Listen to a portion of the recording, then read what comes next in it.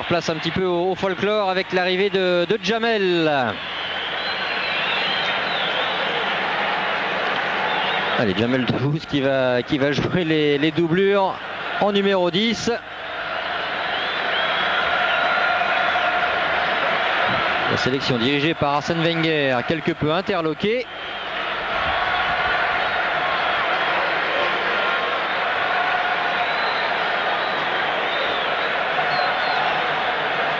Debbouze au pressing. Sagnol.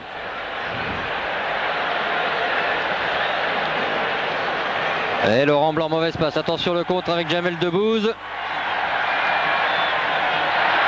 Ah, on passe pas boum song comme ça, hein. C'est un remake de la finale de la Coupe de France, vous le savez. Jamel, c'est le supporter ou l'un des supporters numéro 1 du club parisien.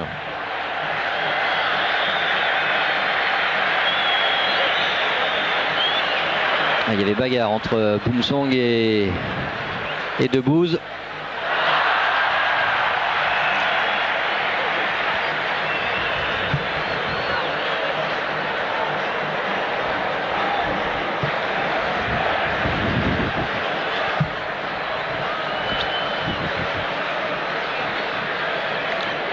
Allez, ballon contré par la sélection olympique.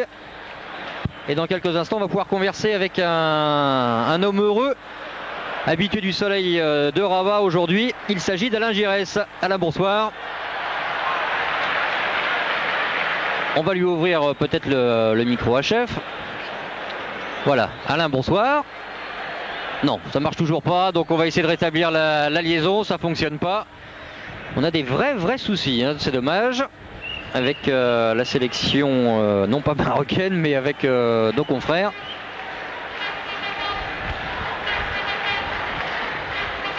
Alain Giresse qui nous parle avec les mains. On a souligné sa présence, qui connaît bien cette équipe marocaine. Allez, coup franc obtenu par Claude Makelele. Et Makelele qui va chercher sans doute la solution courte avec Robert Pires. Allez, bonne déviation de Saifi. Dans la surface de réparation. Et il y a un coup de sifflet. Coup de sifflet de l'arbitre marocain Khalil Roaissi. Généreux peut-être avec la sélection dirigée par Arsène Wenger. Regardez, Saifi et Robert Pires.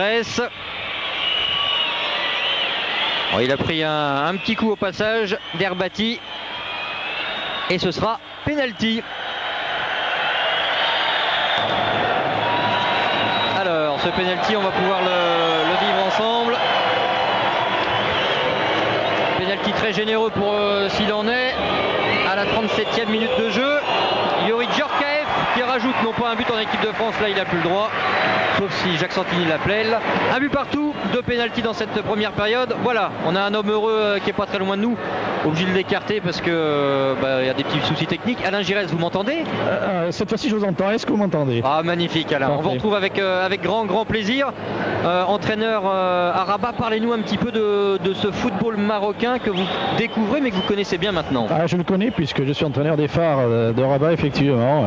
C'est le sport populaire par excellence, des joueurs qui ont une énorme envie de réussir et un football international mais qui a besoin encore de travailler pour pouvoir s'affirmer encore et toujours au niveau international. Alors là c'est une sélection un peu recomposée. Est-ce que l'équipe A marocaine va jouer un match important qui pourrait lui assurer définitivement sa place à la participation de la phase finale de la prochaine Coupe d'Afrique des Nations chez le voisin tunisien? Ce sera ce week-end en Guinée équatoriale. Un petit match nul devrait suffire en sachant que le Maroc est en tête pour l'instant de son groupe devant la Sierra Leone. Cette équipe olympique, elle, c'est pour enjeu Athènes, même si c'est une équipe un petit peu recomposée aujourd'hui. Mais le football marocain est candidat. Alain, c'est le lancement aujourd'hui officiel, candidat à l'organisation de la Coupe du Monde 2010. Vous y croyez vraiment? Je le souhaite, effectivement. Il y a tout pour cela. C'est un... Oh, le grand pont. Le grand pont signé Jamel Debbouze. Ça vous bluffe un joueur comme ça, Alain? Mais écoutez, on voit qu'il a du ballon. On voit qu'il a du ballon, le président et l'organisateur du match. C'est sympa, c'est un clin d'œil en tout cas, c'est une belle réussite ce soir en ce qui concerne cette soirée de football.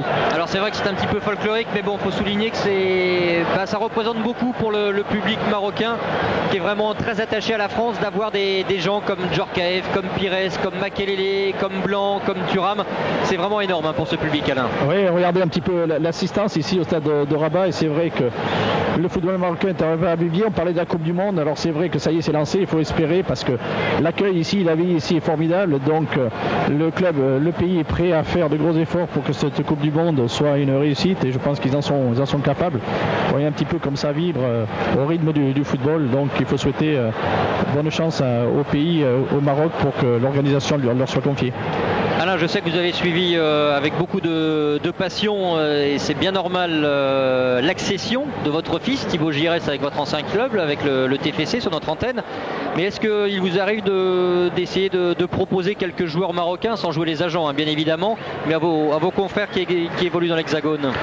Je ne les propose pas, je les renseigne quand ils me téléphonent pour demander quelle est la valeur de tel ou tel joueur et quelles sont ses qualités. Voilà, donc effectivement, je pense que j'ai suffisamment de gens en place dans les clubs français qui ont besoin de renseignements. Je leur fais avec beaucoup de plaisir. Si ça peut aider le club, et si ça peut aider surtout aussi les joueurs marocains, parce qu'évidemment, ils sont avides de connaître et de découvrir l'Europe du football. Alors attention, pendant ce temps-là, la réaction se poursuit avec Saifi à l'entrée de la surface de réparation. Willy Sagnol qui était monté. Le joueur de Munich qui a trouvé Robert Pires, toujours à l'aise. Sagnol en retrait. La reprise, elle est à gauche. Le 4 qui n'a pas été trouvé par Youri Djorkaeff. C'est rare de le voir manquer ce genre de ballon, Alain, quand même devant le but, le Snake. Ah oui, parce que c'est pas son habitude, vous savez. Voilà, c'est la mi-temps, Christophe. Allez, c'est la mi-temps, on a joué 40 minutes. C'est bien légitime, laisser les joueurs se reposer. On vous retrouvera là en seconde période. À tout à l'heure, oui. À tout à l'heure. Un but partout, en tous les cas, 2 pénaltys. Le premier signé Mohamed Armoumen au début de la première période. Et puis ensuite, Youri Djorkaeff qui a égalisé également sur un